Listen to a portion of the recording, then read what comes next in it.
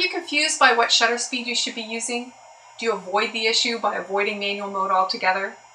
Hi, I'm Julie from Ultimate Photo Tips, and today's 2-minute tip is all about using shutter speed for your creative control.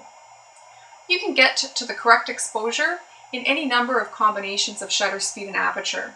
If you have a wide aperture, you may only need a fast shutter speed. If you have a small aperture, you're going to need a longer shutter speed to get to the same exposure. But you'll get there with either combination. So how do you know which one to choose? It all depends on whether your subject is moving.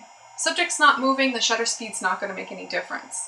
But if your subject is moving, it'll make all the difference in the world. Imagine if a person is walking through your frame as you're shooting. If you have a really fast shutter speed, you'll freeze the motion. You'll make them look still in the image. But if you have a longer shutter speed and the person walks through your frame, they're going to appear as a blur or maybe sort of a ghostly effect because they're actually covering a portion of your frame while you're exposing. Water is a great subject to experiment with when you're trying out different shutter speeds. Let me show you a couple of examples. In this first example, I've used a very fast shutter speed and I've actually frozen the water droplets in midair.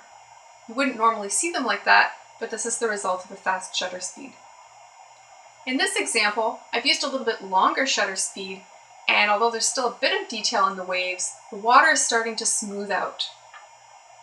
In this final example, everything looks very calm because I've used a very long shutter speed, 30 seconds in this case, to give a sort of misty effect, and you don't see any actual detail in the water anymore.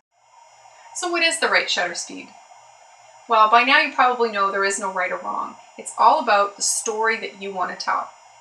So grab your camera, find a moving subject, and start experimenting with different shutter speeds. And if you want more photo tips, please come on over to ultimatephototips.com and check us out. Make sure you sign up for my newsletter while you're there. That's it for today. Happy shooting, and I'll see you next time.